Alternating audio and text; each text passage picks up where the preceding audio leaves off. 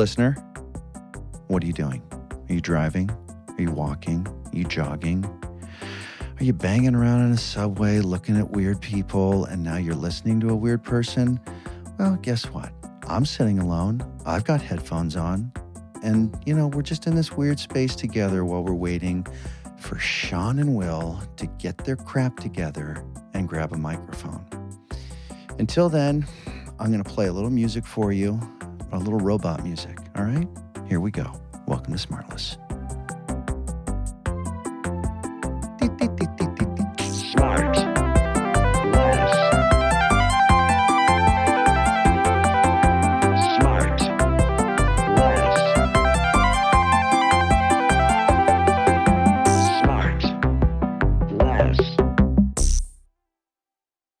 Will, you're back home. Will, you're back home. I'm back home. I'm feeling really good about it. You don't sound good. You sound a little bored and tired and not into the sesh today. Yeah. We're having a sesh. We're having a pod sesh. Okay, listener, singular by this point. Thank you for your support, listener, by the way. Yeah, we really appreciate really keeping this boat afloat. Yeah. Jason dropped sesh on the group chat, group text. No, it was seshy. And he said seshy, and then he went sesh, and then he said it's super fun. It's short and fun for session. Well, I like that. And we all know it. We all know sesh, but of course the bit is that nobody's ever used sesh or seshy. Sesh has been used, but I think I'm first probably on Earth with seshy. Yeah. So you might be. Are we talking about a new sweatshirt? That's going to be coming out of SmartLess with seshy on it. The stupidest. Get in the seshy. Join the seshy. That's a good idea. The stupidest short I have that I forget who gave it to me, but I will not stop it. Is preach. Oh, preach always. I won't stop preach either. I love preach. Shittiest, douchiest. Like appreciate, you mean? Yeah, short for appreciate it. So if somebody does something, you go, preach, dog. Oh, God. So bad. You used to get so mad at me for shortening words. It just because I love typing it too. Preach. Because I will put the little what do you call it, hyphen there. Or no, the what is it? The apostrophe. Oh, God, brain. The brain shuts down after 3:30 for me, and we're now at 4:08. Yeah, I mean we're pushing dangerously close to Gummyville. Gummy time. I mean, Gummy time. We're right on the outskirts of Gummyville. I don't do that for work, bro. I know, dude. I know. I'm just. This is the end of my protein shake right there. On the backside of a workout. I'm fresh. Oh. This is me peaking. God, this is your peak? I'm peaking. Look at the hair. Fuck. Speaking of peak. Yeah. My happiness is about to peak in what is it, a week and a half, Sean? Yeah, because Sean's coming home. I'm so excited. I know, I feel the same way. Coming home. You know what we did today? We packed boxes, and we borrowed this old luggage carrier, like a bellhop uses, to put the boxes on and walk them down the sidewalk to FedEx. You did. Where did you get one of the little There's one in the carts? basement here in the building. In the building. Yeah. But I mean, the sight of me and Scotty pushing this thing, sweating our ass off down the sidewalk. Yeah, it's like a bad opening credits to a sitcom. Did you? It totally is. It totally is. Wait, where was it, Sean? Where's the FedEx office? It's just a couple things over. It's a couple blocks over. Avenue or blocks? Like streets? No, blocks. But us, we wheeled it inside the store. Sure. So we had the luggage carrier. I used to do that when I lived downtown. When I lived downtown on the lower in the West Village, there was a FedEx right on Leroy Street, and I could come out the back of my building. Anyway, I would come a full, almost, big, long block, and I'd go across the street with the thing into the FedEx. What kind of thing? Did you have like a little red wagon or something like that? Or no, the same thing, luggage cart from the building that had where you could hang stuff above. All the buildings have them in New York. You have to. I didn't know that. I didn't even know we had one. Oh man, you're 'Cause gonna how love else are you supposed to Planet get it Earth. there? Dude, you're gonna love Planet Earth. I know you've been up to your head's been up in space hoping it's real, right? I asked for a Where are dolly. we at right now, Sean? Sean, where are you? Where are we at right now with you with Alien? Oh my God! Because it feels like it's seems really come real, alive this right, summer. Sean? It's There's a bunch of people 100% talking real. from the Okay, government yeah. now. It's Are you 100% real. Are you going to Congress? Are you going to do any stuff like just going like it's real, you Is guys? Scotty watching C-SPAN in the back room right now? And bring a gavel for no reason. Sean Hayes from television and film. Go ahead, Sean. It's real, you guys. Yeah. All right, that's all I got to say. Guys, and just a gavel. Gavel. Everybody pay attention. So wait, They're like, why do you have a gavel? just to out-gavel them. But That's a did you good see the idea. press conference like a month or two ago where the guys No. said No. basically, No. yes, it was all over the news. It that, was. That, I that did- they're real. I saw parts of it. It didn't lead the news. It was kind of like in the last 30 seconds when they put kind of uplifting shots of No, this was like a big. people conquering diseases and stuff. No, this is a big government press conference about. We've about heard some aliens. crazy stuff. I heard some crazy stuff in the last week from a dude I know talking about aliens and their existence. I don't want to They're get here. too deep into or name people, but it's like pretty crazy. Oh, apparently they're here among us and all this sort of stuff. Yeah, that's Oh, true. right. Yes. But assimilating. we've I didn't heard know that. which square you were pointing at. That wasn't me, right? Don't Yeah. say it out loud. Hey guys, preach. Yeah, preach. I'm trying to Sashimi. protect. I'm trying to protect the innocent, dude. You know why? Because snitches get stitches. Okay. We're filling a Snitches get stitches. sweatshirt. and they also get preferable sentencing usually because they've made some sort of an agreement with the prosecution and the government. Which Obviously, brings they us don't to our guest, Mark Meadows. Which brings Yeah, us to our let's guest. get to our who session. is- Let's do a session. Which brings us to our guest for today's session because our guest, he is guilty of entertaining all of us a that little lot criminal over the I can't years. Wait to meet this little He's outlaw. an entertainment outlaw, and he really is. When you see who it is, you're going to say, yes, he is an entertainment outlaw because he is kind of sometimes outside of the system a little bit. He does his own thing. He kind of doesn't live here. He kind of lives with his family out in the middle of nowhere, sort of. Not in the middle Still of nowhere. living at home, huh? But he's still living at home with the family. But he doesn't just do the films and all this. He's also, the last couple of years, this guy has been busy writing books. And not just books, like New York Times best-selling books. And he's Jake got Tapper so many films. again? We can't have him on again. So many great films that we're not going to talk Sweet about. Jake. We're not talking about the films, but we can talk about the work and how he gets to his Uh-oh, work. I think I know who this But is. we are going to talk about his books, and we are going to talk about his foundation, and then we are going to talk about his new book, Just Because, which I read, which is for kids, that comes out September 12th, 2023. It's Texas's own. I knew it. Matthew McConaughey. McConaughey. Let's I just go. wrote it down. There he is. No way. He's back. We finally got him back. I have been here before, Yes. but I didn't stay on the show. Matthew, please jump right into your experience the last Now, time. hang on. I'm prepared for this, Matthew. Okay. So Wait, do we have Matthew was on. Hang on one second before we Oh, get to no. the You playback. please don't have playback. Before we do, Matthew, you hope came so. on the show a couple of years ago, Oh, yeah. and he was ready to go. Ah. And Jason was having some tech difficulties, shall we say. Oh, shall we say? And did you wait? I must say, did you notice this time pregame how cocksure he was about his technical Yes. abilities? Telling the back people, shut up, back off, I got this. Listen to where you were a year And that's ago. why I said I love that he's having tech problems today. Let's take a listen to where he was last time, guys. Let's roll it. Let's listen. Oh my God. It sounds like he maybe cloned his computer onto another computer and it didn't install the drivers. Christmas came early this year. It's a good time to check that out right before we have a guest. Sean, take your headphones off one more moment, please. Oh, thank God. Thank you for asking him to do it. I know I've been waiting for so long. And Matthew, Matthew, thanks, man. God damn it. you okay to go till just before, what is it, 8 your time? I've got something in 1 hour and 10 minutes. Okay. So let's go right up to that number. That You got next it. Hour. You got Copy it. that. Perfect. Thanks, man. Thank you so much. Yep. Sean, you're good. Hello. Hello, can you hear us?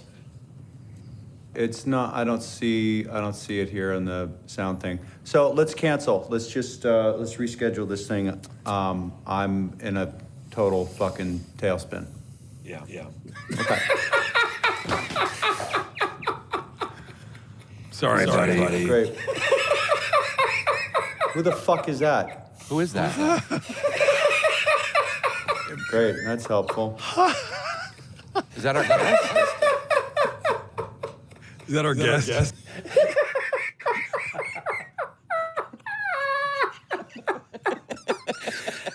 Let me tell you what I've heard here over the last 30 minutes. We got a reboot here. my God. daughter's iPad got cloned, and then it got wiped right before the dog peed on it. So I got to reboot one more time. Wait a minute, it's buffering. Wait, let me reinstall. No, I'm installing. It's going to restart. We got a failure. I need a security check. Oh shit, we got a virus. Let me reschedule this whole show one more time. Shit, you know what? You guys start without me. Fuck that. Everyone be patient. Oh shit, what are we going to do? Fuck, I'm going to tell the fucking tale. Dude, We're good. We're good. shit, Matthew, man.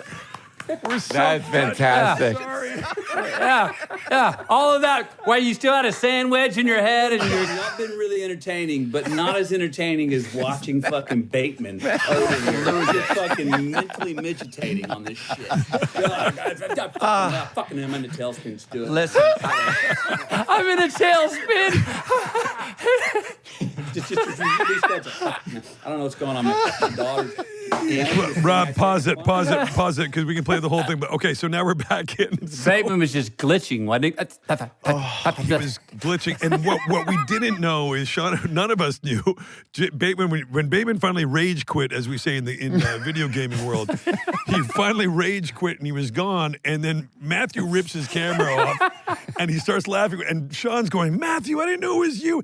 And he's written it all down. he wrote it all down on a pad. Court reporter. Yeah, it was great. JB, he was reading that. It was perfect comedy. So all that stuff was you were doing me with stuff I just said. That was you. That was Oh that my was God, you. that's just bitching over that. mortifying. And you were going on and on. You went so long. I was like, this is getting funnier.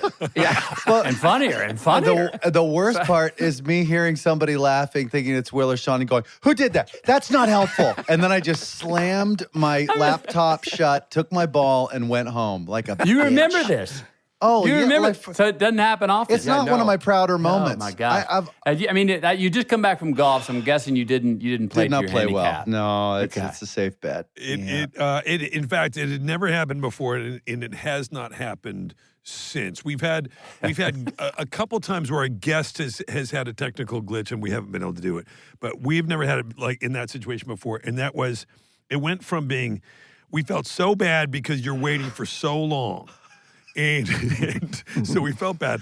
Then there's a point, we can listen to this now too. There was a point where Sean and I start doing Sing for Real. Do you remember that? We start doing Sing just to entertain ourselves and hopefully you, while Jason's in a full meltdown. Full tilt. So angry. And I think maybe you had told me it was a big guess, so don't fuck around kind of thing. I just knew I was blowing it. Wasn't I on my daughter's computer or something? Yes. Wasn't that the problem? Or Something like that. Yeah. and you I'm dumb. Yeah. Well, you were just winging it. You were on your daughter's I'm computer. dumb and hot-headed. It's a great combo. You were tardy, dumb, and hot-headed. Yeah, tardy too. Oh, well, listen, Matthew. I mean, the fact that you've come back after that absolute wipeout, I can't thank you enough. I know. I mean, you're the greatest. Yes, thank you for being here. It's so great. You are an absolute kingpin for coming back, which is just the best. And I have been waiting, and I've been talking to Bennett and Rob and Michael Terry and all the guys preparing for this moment. We were so excited to get the audio queued up. We all went through to find the peak moment, which was Matthew reading out all this. And then stuff. I found out afterwards that it was you, and I was, God He was damn mortified. it. So and the fact that it was you laughing and that I had actually inadvertently yelled at you and slammed the laptop on you, I was just like, It was great. high quality entertainment. It was a pretty tough session. I will say it was a pretty tough session. it was a messy session. So Matthew, I mentioned in the intro, and this is one of the things. Like I said, you're an Academy Award winning actor. Yeah. I know. I was going to say insert applause, but fuck it, we'll just do it. Which is so rad and so well deserved, and you've done so much great stuff over the years. But what's really amazing is in the last couple of years, as I mentioned, you have been writing books. So you wrote Green Lights, huge success, and now you've written this kids book, which as I mentioned, the thing that I read, and I thought, I really think it, and I read a lot of kids' books because I have basically, I have 3 kids and a stepson, so 4 And a 4th kids, grade intelligence. and a 4th grade. I read them just because I don't have kids. It took me 2 weeks to read it, but I read it today, and like I say, I read a lot of kids' books. I think it's fantastic, man. Thank you. I really enjoyed it, and I mean that. And you guys don't know this, but so Matthew wrote that. Well, you can tell them in your own words what the sort of the genesis was of this book. Yeah. Well, so y'all got kids, right? You start thinking about how to parent them all the time, man. They come on with different questions. You're going, oh, geez. You know that moment when they ask you those questions, you know that like, oh, this is a doozy, and I better have a badass answer because what I say right now is going to shape the way they see the world from now on. And sometimes you're up for it. Sometimes you got to go get another cup of coffee, Anyway, I'm always thinking about that stuff. So I had this dream one night, and I wake up at 2:30. And it was a Bob Dylan ditty, man. It was just because I threw the dart does not mean that it's stuck, and just because you got skills don't mean there is no luck. Dun, dun, dun, dun. And so I just started. The hook was just because, and I get up at 2:30 and I jam down all these couplets until 6:30 in the morning. I got about 100 couplets. Wow. I then go back to bed because it's nice to sleep on some of those midnight, those 2:30 in the morning inspirations to see if they still hold, right? Yeah. So I get up at 10 o'clock next morning, look at it, I was like, this is pretty groovy. This could be fun. It's a nice, fun ditty song. And as I looked through it, I was like, you know what? There's pieces in here. There's about 25 couplets that'd be good for kiddos that are like about things that I've been trying to talk to my kids about, questions they've been coming to me with. And so I put those together, sent them to my book agent. He goes, this would be a great kids book. You should share it. And that's what Just Because. That's so cool. That's so cool. How old are your kids? 10, 13, 15. 10, 13, 14. Yeah. Right. So they're coming into a different set of questions now that they might not even admit they need answers to. Yeah. It's a whole different set. But what's great about it is it really highlights the contradictions in life, right? Like, and I love that. And for a kid, this is what I love so much. Like, he just said it, but it starts off with just because they threw the dart doesn't mean that it's stuck. Mm-hmm. Just because they got skills doesn't mean there is no luck. Just because they let you down doesn't mean you got to get low. Just because they're clumsy doesn't mean they have no flow. And it's just all this stuff. And the illustration too, your illustrator, Renee Correa. Really great illustrations, like really helps you tell this story in this really cool way. And I think as a kid, there's so many great lessons. There's one where like the kid, it talks about, I'm going to find this one because this is one of my favorites that I love. There was such a sort of great message. Just because I lied doesn't mean that I'm a liar. And you see this older brother. Yeah. The little girl's hit the baseball through a window. And the next thing, the older brother is taking the blame for it, protecting the little sister. And it says, just because I lied doesn't mean that I'm a liar. And it was kind of a cool lesson. Yeah. Well, there's sometimes a good time to take a white lie. You know what I mean? Right. And the other thing that came from is, how somebody does something. You tell me, Will, if you tell me a lie right now, and I go, man, you're an effing liar. Mm. And you go, man, no, I was trying to get away with this. Sorry, McConaughey, blah, blah. And you don't continue to lie to me. I was wrong in casting the whole blanket over your character. Mm-hmm. But it's very different to call someone a liar than to go, man, you lied to me. Right. Because you call someone, especially kiddos, man, you call someone, or adults too, you call them a liar or whatever. You blanket them with anything in a proper, not a liar. Right. Yeah. They get defensive, bro. That's heavy, Those yeah. are fighting words. And you're going, hey, man, you're casting it on my character. You say, hey, man, I don't like that specific time you did to me. You did me wrong. Yeah. Don't lie to me again. Yeah. All right? Yeah. That's a different thing. We can come together on that and repair. You can go, I'm sorry. I can go, I accept your apology. We move on. Yep. Now, if someone continues to bullshit and lie to you over and over, then you go, well, once shame on you, twice shame on me. I guess you are a liar. That's a character trait. But usually we blanket somebody with a terminology, with a term, a noun. You're a liar. That person's a liar. Yeah. Yeah. They got to wear that scarlet letter.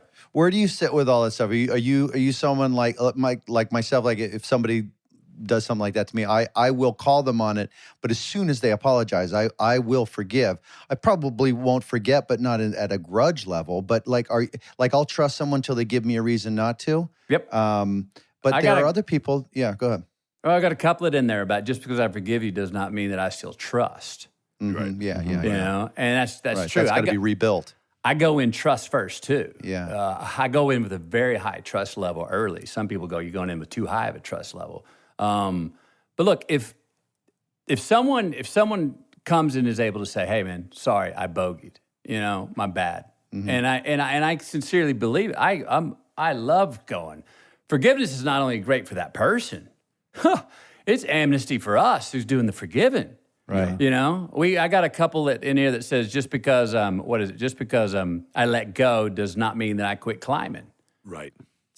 Kid asked me about that, and I was like, well, that's kind of like forgiveness. Letting go is forgiven, right? Yeah.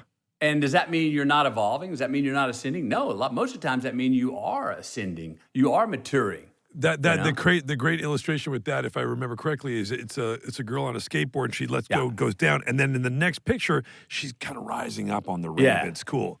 Yeah. Are there people in your life that you? I mean, the guys will know why I'm asking this. Are there people in your life that you still have a hard time forgiving? You know, because I know. You guess who the first person is? I don't know. Oh, yourself. That's a lot of what this book's about, man. All these things that we talk about doing to others, man. We got to include going, hey, how about yourself? We got to have the proper amount of leniency. Well, yeah. I mean, a writer ourselves. writes what a writer knows, right? I mean, so all this stuff came from you. You had these thoughts, you had these feelings, and and you brought it out in words. Yeah. Yeah, I was thinking about what you were saying about casting someone with they lie to you and then casting them as a liar, and it kind of for me it falls in the same category as when people say, you know, I'm the kind of person who I always say, hang on a second. We're all the kind of person who anything on any given day. You don't get to just own that lane. On this day, you did that. But on the next day, you might do this. And so I kind of reject that a little bit. And I think that we are all capable of making mistakes, and we're all capable of redemption, and we're all capable of a lot of things, don't you? Yeah, I do. And look, those pretext contexts, you know, it's a little bit like that. Okay, well, now I'm being honest. You're like, oh shit, were you lying the rest of the time? Right. You know, Yeah. You pretext these things with is like, I don't need the supposition. Don't set me up. I get it. I'm on par with you, man. Come in straight. You know, let's be straight, frank, speaking yes and no's. We all know the maybes are in the middle, and it's contradiction. And yeah, you may bogey today, you may birdie tomorrow, you may do it well today, and then F it up tomorrow. So we come in on that flat line. It's a little bit easier to get along without the pretext of now. Let me set this up. What I'm trying to say. Well, you know, I've always, you know.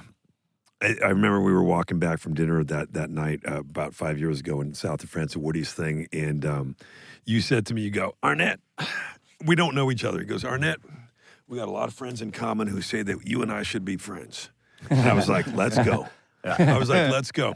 And I love that about you, and you're so, I love your confidence, and I love, every time I hear you speak, you've got, I don't know, there's like this kind of like, I want to say wisdom, but I don't want it to sound too hokey. You've got this thing about you where you talk about how you feel in a way that I find is very disarming, and I love it. It's a superpower, I think, to talk about the way you, and be vulnerable. Yes, on Instagram, I watch your stuff, and I'm like, you're like, you know, an Oprah type of like, you know, you have this gift. But it's a vulnerability, I think. And I think, right? I think that, don't you think so, Sean? I mean, I don't know. For sure. Vulnerability. But when we talk about that a lot too, but just like what you said, Will, and to Matthew about your wisdom is like, where do you get, what happened in your life that gave you this kind of self-awareness enough to look inside yourself and share then, be able to communicate and have the tools to communicate to other people your philosophies and life values and all those things, which I just absorb? I don't know. It's a good question, man. I mean, Thank you. I will. Let me give you one of many answers here, and I wrote this the other day.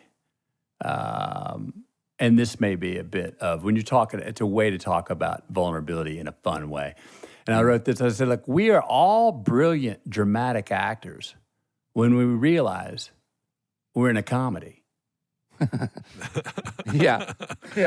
The comedy, like, it allows us, we were talking, it allows you to forgive, it allows you to be an ass, it allows you to go over the top. It says, I went way too far that time, come on back, got a second chance. It allows you to go, this is not so precious. It allows you to not go, well, I want to tell you, sometimes I do this, as you were saying, Will. It's like, man, we're in it, dude. We're in it. We get it. Come on, man. Okay, Bogey, you screwed up. Now try it again. The comedy of life. Allows me, I think, for certain truths to hear them or pick something out that someone says. I love listening to people. I've traveled. I love that too. And I pick out things that people say. To the extent you feel comfortable talking about it, like what was childhood like? What was like upbringing? Like do you think all of this time in your life where you are sharing all of these great thoughts and ideas now have come to fruition because of stuff that happened to you as a childhood, or you were raised in a certain way, or? Man, I don't know. I mean, look, I've always been an existential dude. I'm always been intrigued with, if I can just get a little closer to figuring out the riddle, the big riddle. Right. What are we doing here?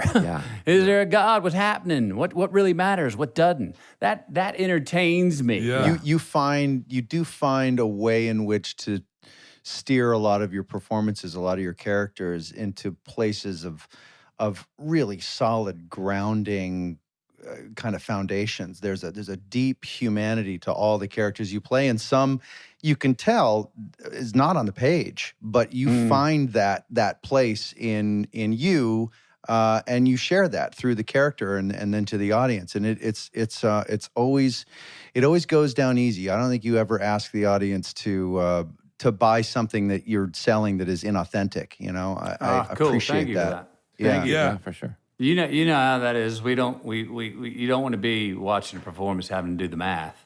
Yeah. We all love to be manipulated. We just don't like to be confused. Yeah, but you find a place to keep it inside your scope, your boundaries, your person. And I to build on Sean's question, like, do you think that's always been there? Was it something? I'm sure as we get older and wiser, it gets better and better, our ability to be human. But like, were one of your parents kind of like that? Yeah, that's what I was going to say. Did somebody model that for you? Look, I come from a family of hams. That's for damn sure. I Really? mean, I'm probably third and out of five.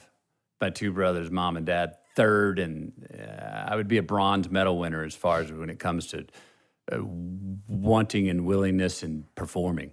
Yeah. Really? Mom, yeah. I mean, Dad was maybe fourth now that I'm talking about it. Dad was an absolute host of a ham. My mom was always talk about existential logic, I got a story in the Book of Green Lights where she told me to sign my name under this Anne Ashford poem.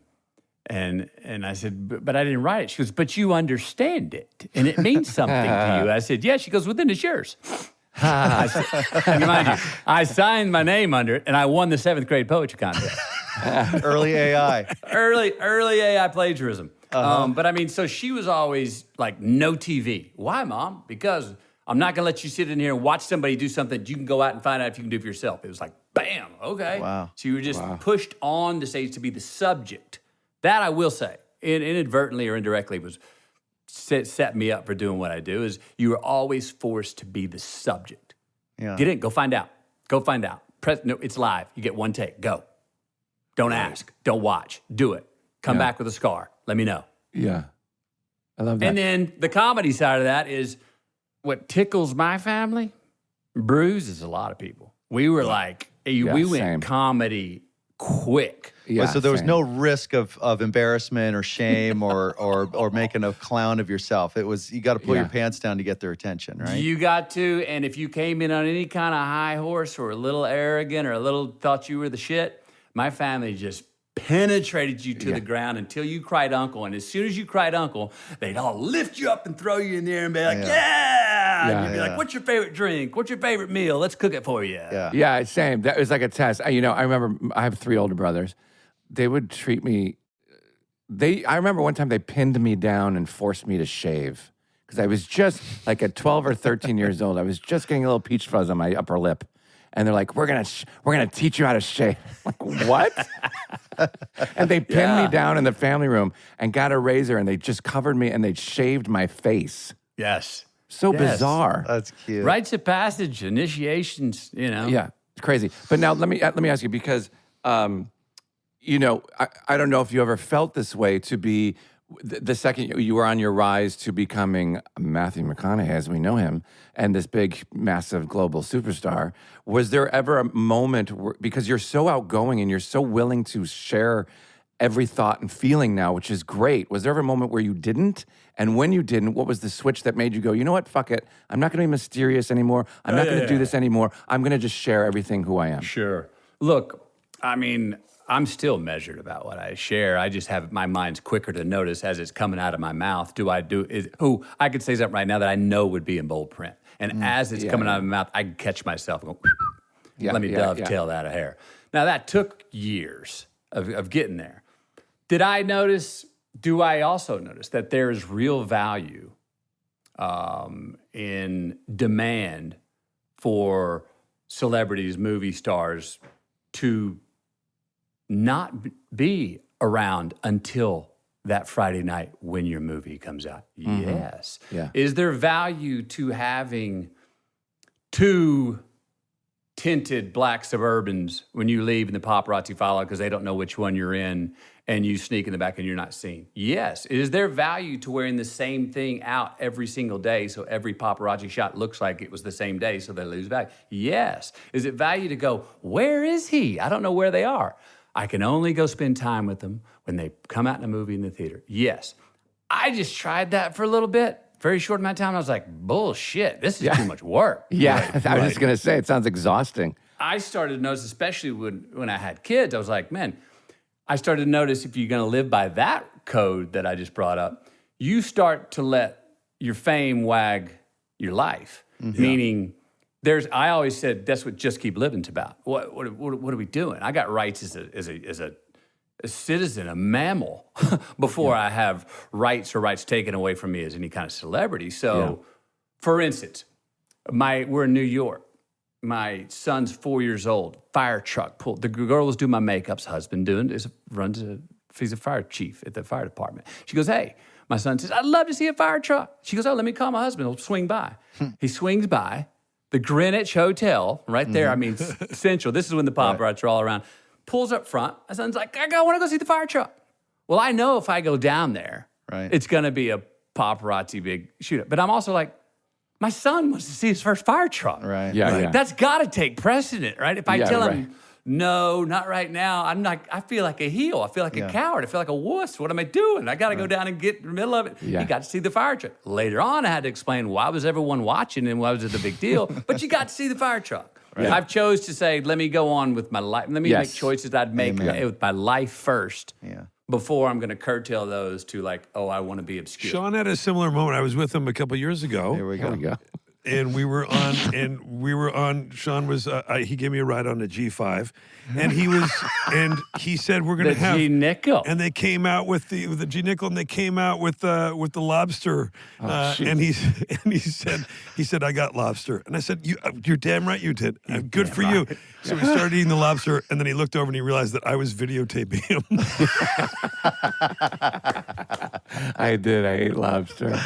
See, that's the deal, isn't it? I felt like a heel. Isn't that one of the great? That's one of the caveats of fame and access, or any kind of success, is you say yes to things because a lot of times you're like, I never had the option to say yes or no. You damn right the answer is yes. Yeah. And you got to ask yourself when they go, do you want lobster on the G5 trip? And you're going like, I never had fucking lobster before. You got to ask yourself first, do I like lobster? Yeah, exactly. Well, on that, Matthew, with you seem so genuinely authentic, honest. We used the word vulnerable earlier, and it's something that I try to strive for too. I know Sean and Will do as well, and sometimes I feel like what we do for a living is at odds with that quest. In that, like, the definition of what we do is, we're professional liars. We're pretending to be somebody other than us.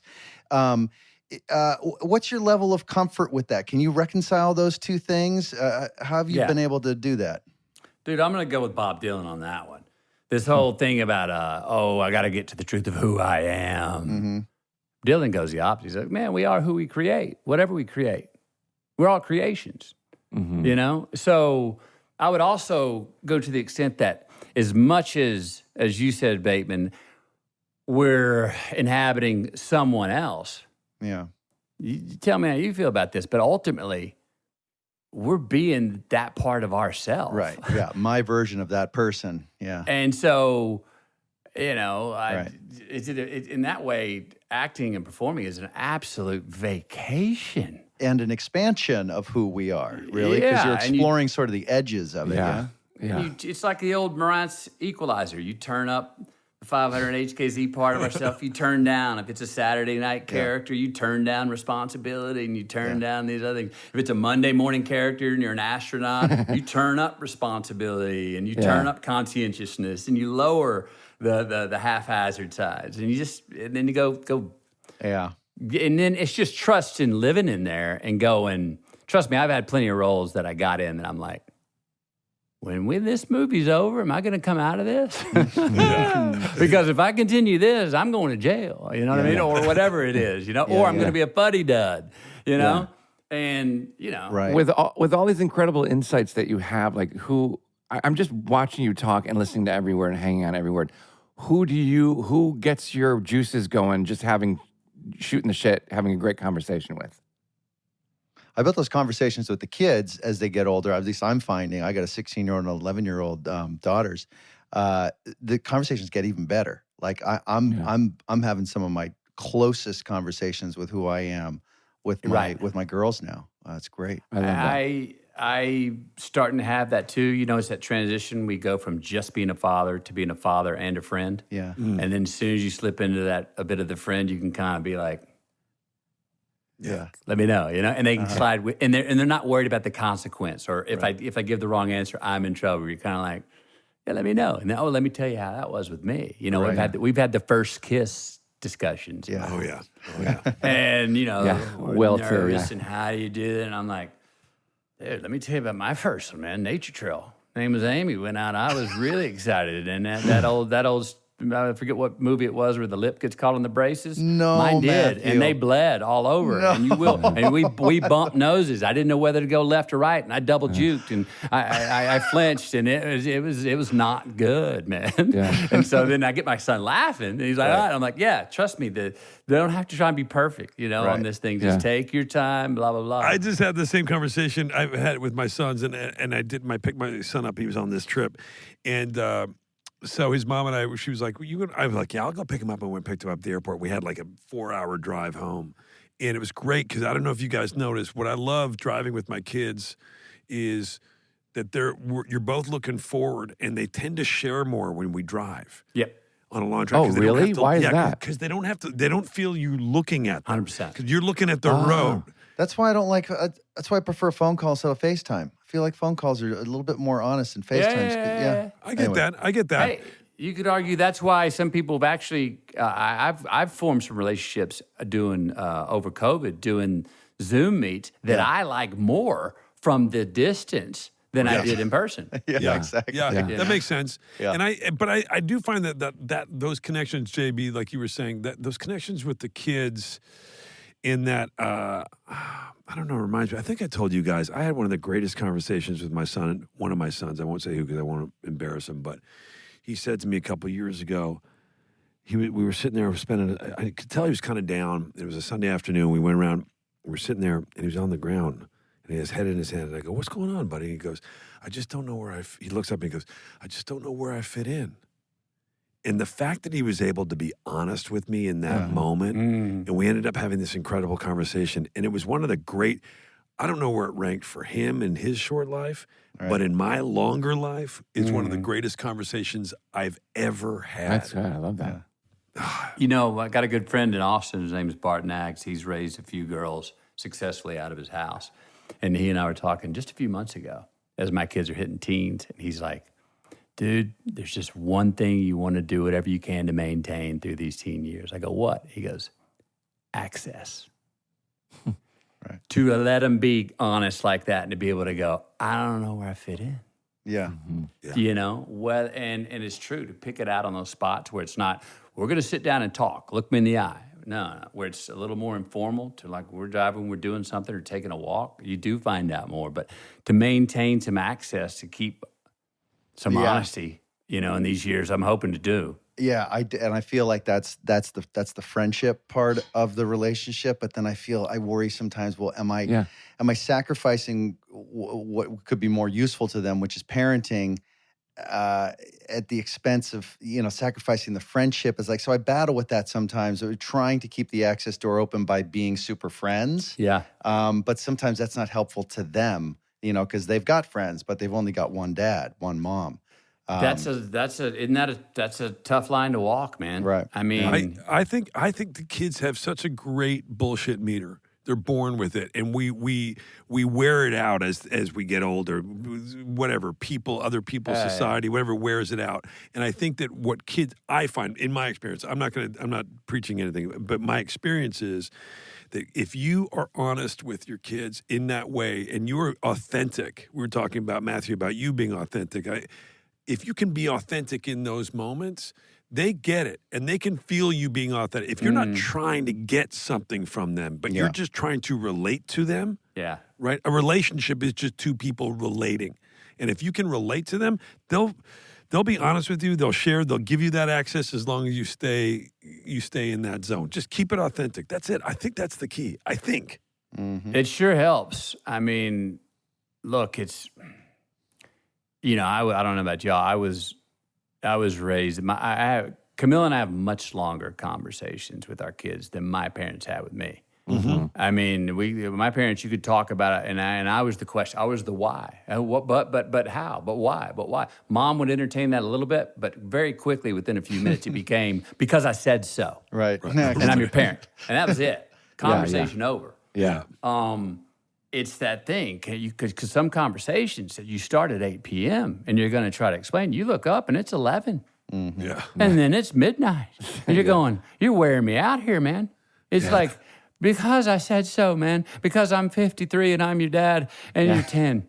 Go to bed. Yeah. You know what I mean? Exactly. Who's the disciplinarian between you and Camilla? Who's the parent? Who's the friend? Or do you guys switch off real good? We try to watch the old good cop, bad cop stuff. I mean, look, I got one daughter, and I'm guilty of probably being a little more on the lenient side with my daughter. There's only the only relationship that the honeymoon never ends. Right. But I mean, it's Camille's more day to day, moment to moment. Yeah. I'm a little more like, guys, gang. You've been stretching that one a little bit. The little things are adding up. I'm going to step in here and I'll go in and be general. And all of a sudden I'm the general and they're like, oh shit. And it's like, no, this is how it's going down right now. And I've had the talk with them. This one's a great one. This has helped with my boys is going, if I let you get away with that with your mother, what is that teaching you to allow your son to do to the woman you're going to fall in love with? Right. And then to go cut even deeper and more direct is, boys, that's my wife. Right. What kind of husband am I teaching you to be if I let you get away with that? Right. Do they hear that? That one actually cut into places where they understood it in ways that I thought it was going to be too above their head. Right. But I called it personal. I said, this is the woman that I fell in love with, that I've married, and we got together and made y'all, man. And if I'm letting you get away with that, let you disrespect her? Yeah. What kind of husband am I teaching you to be? Yeah. And they were like, whoa. It became sort of a bit of a, with the boys, it became a little bit of a, that's my responsibility as your son. Yeah. But it's kind of fun that like now they're old enough now to really intellectualize that kind of thing and finish that sentence, that you started for them. It's. So wait, Matthew, you were. I asked you this like 5 minutes ago, but you were thinking about it. And I don't want to put you on the spot, so you don't have to answer if you don't want. But you have so much to share and to teach, and through your just incredible brain. Who is your guru? Do you have somebody in your life that you're like, God, you know what? I got to listen to this guy, or you have the greatest conversations where you actually walk away learning something? Because like I said, I learn from you all the time just watching your Instagram. Like I don't have a certain person. I have in the last 5 years started to seek out elder mentors. Yeah. In a way that I didn't before. Yeah, that's what I mean. And look, ironically, I was writing about it last night. Oh, man, I'm losing my mentors. They're dying. Mm-hmm. Over this last 4 years, I don't know how it's been for y'all, but I've had some elder friends that were right there. They slowed down, but they were right there holding it. But boy, all of a sudden the drop is steep and they're gone.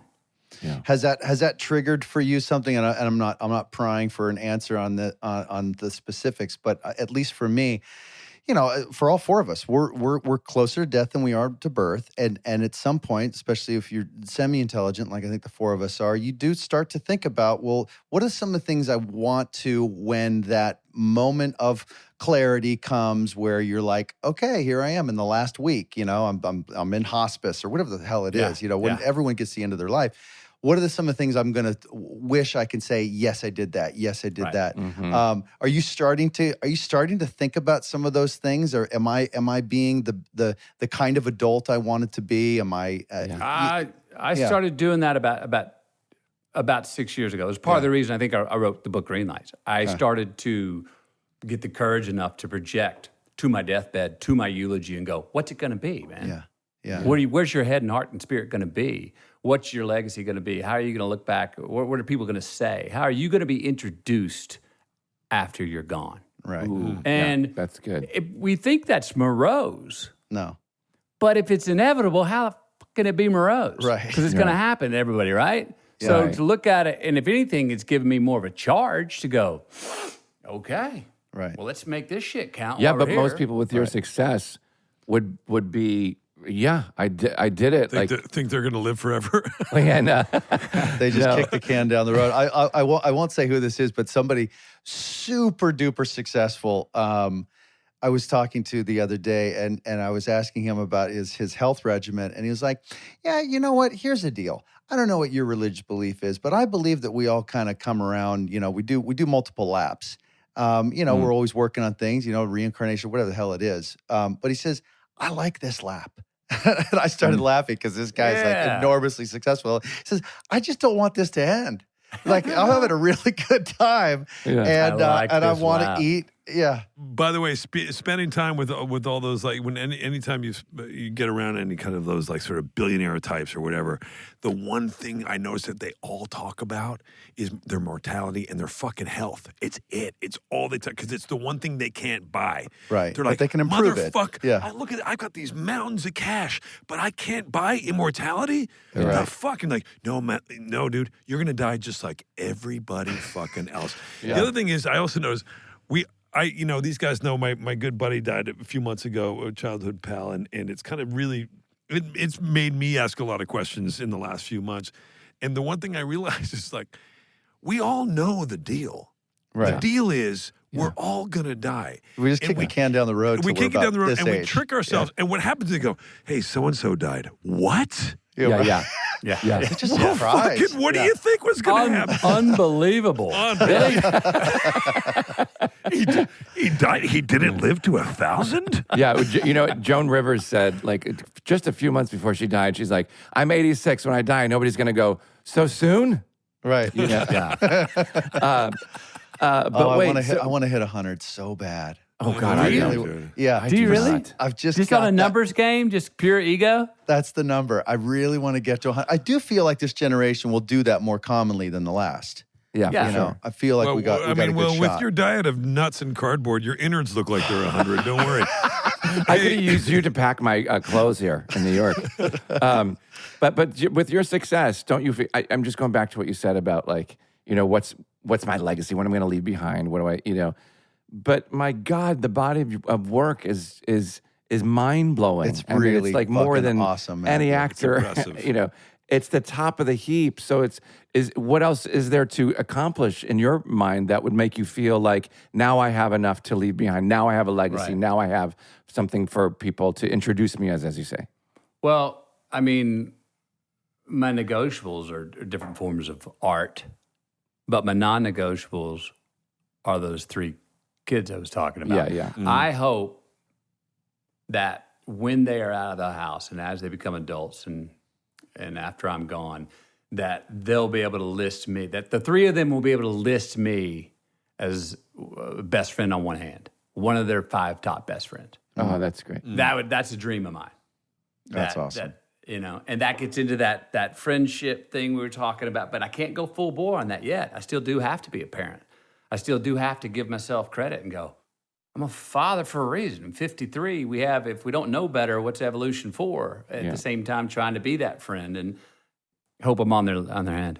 Yeah, it also, for me at least, it kind of demands that I live my life in a way that they can maintain respect for me, which translates to friendship usually. I mean, I put another way, I'm not really close friends with anybody that I don't deeply respect. Right. So it's a good safeguard against letting your life run off the rails if you're really trying to hold the respect and friendship of people you care about. And then I'm trying to double down on whatever respect I've earned and gained. I'm trying to double down on that. I mean, let's be honest. There's the baseline of who pays the rent, who puts the food on the table, who's giving you a chance to get an education, who's up in the middle of the night taking care of you when you're sick, because I'm tired of it. Right. I'm sick and tired of it. And they have to know that that's not just like, I'm over it. This isn't just a one-way street. This is, and then we talked to them a lot about how did we get what success that we've had. We talk about winning the right way. We talk about, has there been luck along the way? You damn right. Has there been trying to do it well, trying to be as competent at a craft as I could be? Yeah. Their mother as well? Yes, there has. Right, but what's that saying about luck? Luck is the result of preparation and discipline or something like that. I don't know. I talked to my son yesterday about this idea. I was saying, he was talking about cool kids in school and stuff. And I said, man, just do what makes you feel happy. I said, if you can be, and he's started painting a lot in the last year and a half. And I said, do that. If you can live a life where you get to be creative and you can do that on a daily basis, that's what you do. You'll be so lucky. You'll be so happy in your life. No matter what the outcome is. And I go, and if you want to know what success is, and I always say this to them, if you want to know what success is, and I pull up my phone and I show them the video of Sean eating lobster on a G5, I go, this is success. I knew it was coming. Yeah, man. Can I peel it for you? Yeah. Wait a second. We've taxed you so much, but I want to ask you one thing because I want to get into the Greenlight initiative or the foundation that you and your wife started and what you guys are doing. It's so fucking cool. Tell the guys a little bit about what it is. Check Matthew. this out, man. Yeah. This is pretty cool, and it's low-hanging fruit. Yeah. But you know what I say about low-hanging fruit? Still fruit. Pick it. It's still fruit. So first bill, Bipartisan Safer Communities Act, was passed just over a year ago, right, to safe in schools. First one passed in 30 years.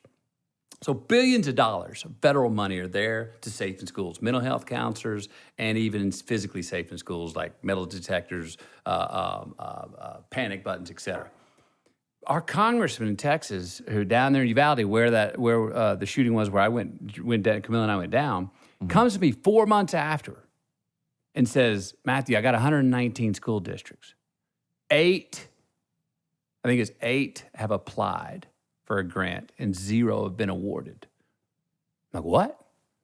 We find out another out of 13,800 school districts in America for this very popular grant from the Department of Justice to Safe in Schools. 405 applications. Total. 235 awarded grants. The math doesn't add up. You're like, what's going on? When we started studying this and found out, I was amazed at how many school districts don't even know that the grants are there to apply for. Yeah. Number 2, the ones that do know are superintendents who are in the ones that need it in like high poverty rate schools. The superintendent is the bus driver and the PE teacher. He or she doesn't have the damn time or the expertise to write out one of these 50-page grants. And I understand it. I can't even fill out a customs form without scratching shit out. Yeah. And they're complicated. They're really complicated. So they're like, I'm not even going to write the grant.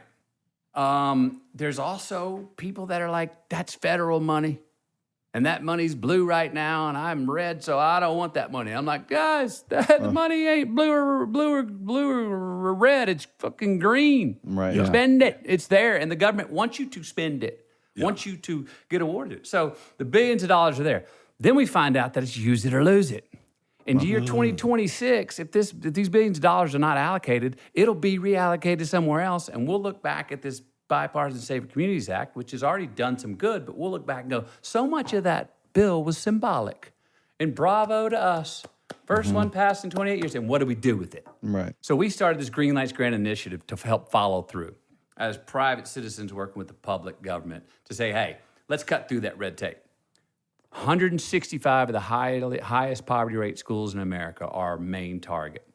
We will have a full grant writing service for those schools to file a grant that will most likely get awarded by the government to safe in their schools. That's great. So you write the grant for them. We have a grant writer who can write it for them. The That's second tier fantastic. is we have a website now that walks you through. So the second tier of poverty schools can go on, and we have someone who will help you write the grant. And then the third place is just for the schools that are more fluent, but it just helps you get through the red tape process in a very simple way. So it's sort of I call it a civics class of supply and demand. I mean, civics is not sexy. You know, as I'm saying, there's nothing glamorous about this initiative, but it's useful and it's constructive. Yeah. And it just needs to be there. It just needs to be there. And we had no idea how much the government's like, yes, we want to spend the money. We just have to feel the need. We have to feel, F-E-E-L, the need. And we're helping schools that are over here going, we need, but how do I show you we need you? Well, we're going to help you fill out this grant that shows That's them great. that you need it. And then they can What's it allocate called the money to again? you. Green Lights Grant Initiative. And can people go to a site and help out, or how are you guys funded?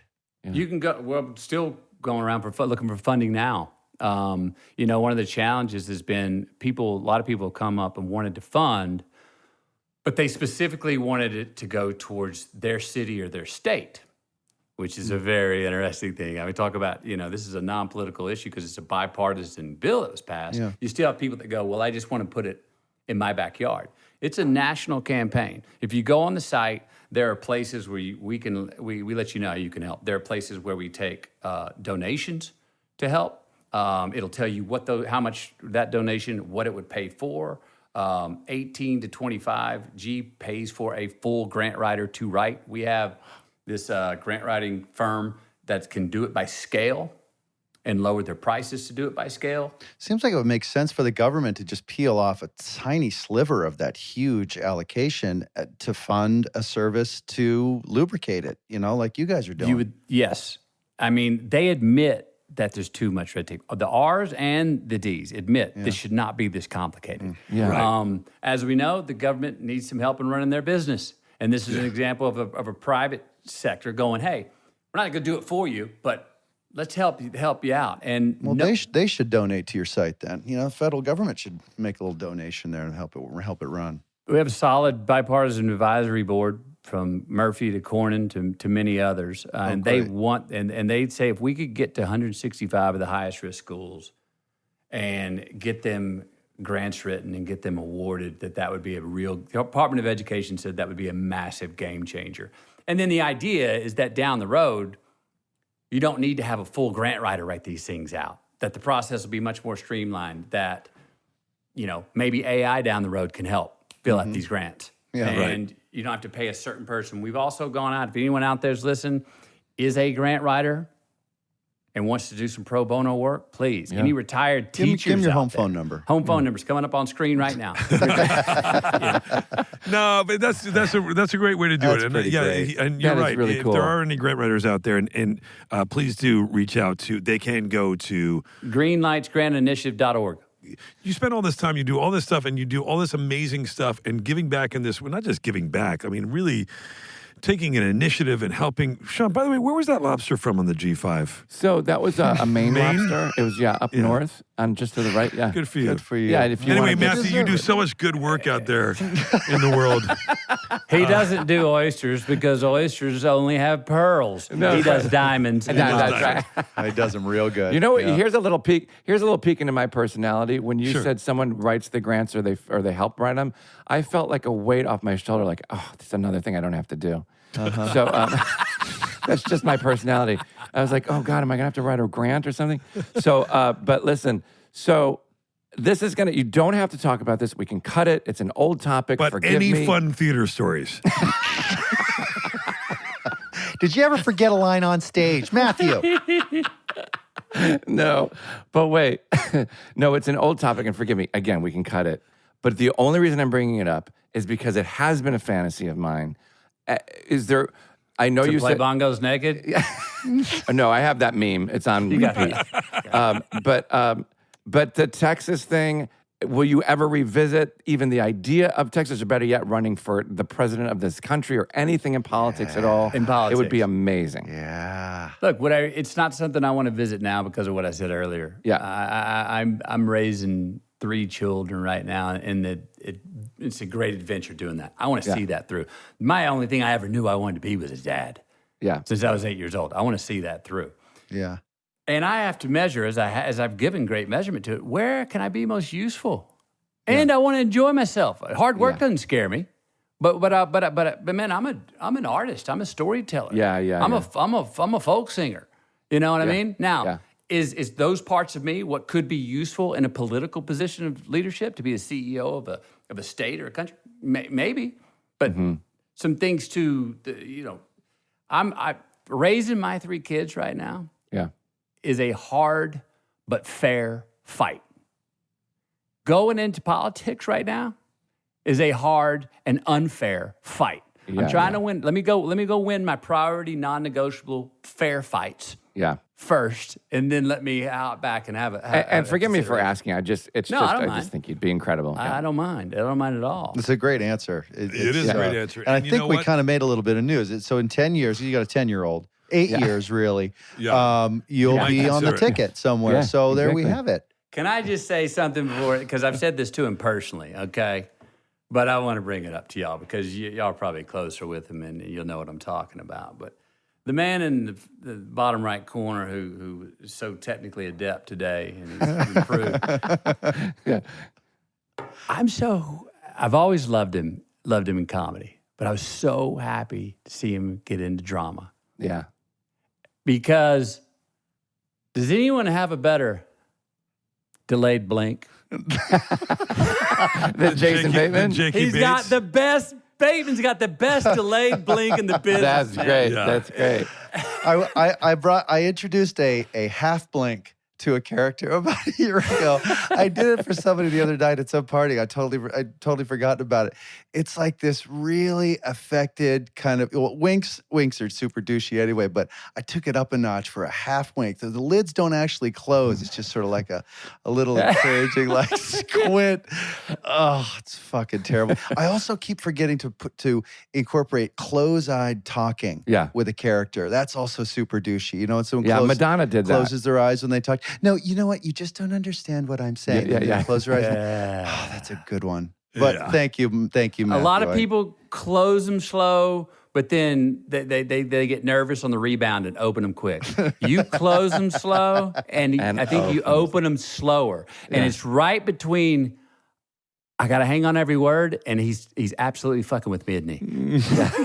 I think a lot of it's Xanax too, isn't it? It's a lot of Xanax. And then I'm also in the editing room, so I'm hitting freeze frames all the time just to elongate the eye close. Yeah. Oh, man, God. Well, Matthew, dude, we're over. We're 8 minutes over. You're very dude, generous. Thanks for being here. Listen, man, thank you for coming back. Our first returning guest. Yes. For giving me another shot with my hot head. I We appreciate only made it you. through pre-production last time. Glad That's to make true. it through production with you this time. Yeah. Dude, what an Amazing. absolute treat, man. It's You're the so man. great to have Love you so much. Yeah, you're such a great dude. Appreciate it, Yeah. guys. Appreciate it. Yeah, and all the success in your book, it comes out just because Just because. September 12th. Am I right about that? I think that's You got right. the script. I don't have it over there. I'll be Somewhere out in there there. touring, talking September about 12th. it. September 12th. September 12th. Just because Matthew McConaughey, man, You're the man. you are the man. Man, appreciate it. Okay, pal. Thank See you, you next Matthew. time. See you, pal. Thank you, bud. Thank you so much. Bless up. Bye, buddy. Oh, Love him. Real good. I tell you what, I like that Matt McConaughey. Yeah, I could talk to him. It's not Matt. It's Matthew. It's Matthew. It's Matthew. I know. Yeah. I made that mistake once. I felt It's not bad. terrible I know about it's it. not. I know it. You talked to him for a long time. Well, yeah, what a guy! Truly, he is an absolute original. He does not waver. He does and says what he wants. His roles have been all over the place, from the sort of the easiest go down sort of popcorn kind of films to the most challenging artistic films, small budget things, and then also just like, I love that he lives super down home there in Texas, but then he also lives a very flamboyant and elite lifestyle as well. He's just he figures out a way to manage it all. Yeah. Anyway, but what he's been able to do in starting out as kind of a matinee idol and sort of hanging in there, not forcing people to appreciate or respect his acting chops. You know, he didn't cram some Shakespeare thing down our throat right after some rom-com. Like he's taken his time and what I like also is he talks about some Shakespeare. He just shows up. He's like, for the most part, he just shows up on Friday night. That's where you can see him, on a Friday night when the movie opens. And he's not out there talking about his process. In this way that's self-aggrandizing. He just does it. Yeah, he just does it. But you know what I loved? I loved when he said, he's so great at everything he does, that even when he was saying he was signing off, he even, it was even cool the way he waved goodbye. Bye. That's really it. Just goodbye. A creative one. It's I don't know. Literally saying bye. Sean always wants to get out so early. Another shot? Sean always acts like there's like a cab running out with the meter running outside. Like he's just got to Maybe get there out. is. Maybe there. There probably is. Broadway is right outside. All right. Hey, listen, listener, we love you. Bye. Go bye. We love you, listener. We're just going to do some very simple bye. Love you, bye. SmartLess.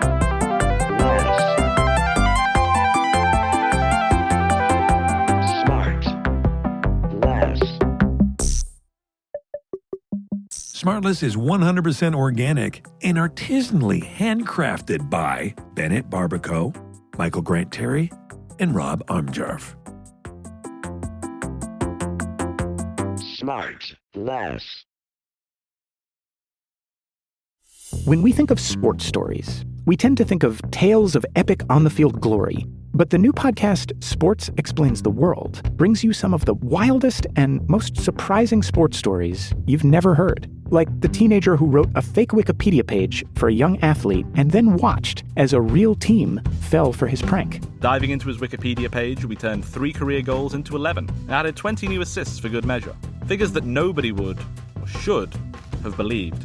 And the mysterious secret of a U.S. Olympic superstar killed at the peak of his career. Was it an accident? Did the police screw up the investigation? It was all so nebulous. Each week, Sports Explains the World goes beyond leagues and stats to share stories that will redefine your understanding of sports and their impact on the world. Listen to Sports Explains the World on the Wondery app or wherever you get your podcasts. You can listen to Sports Explains the World early and ad-free on Wondery Plus.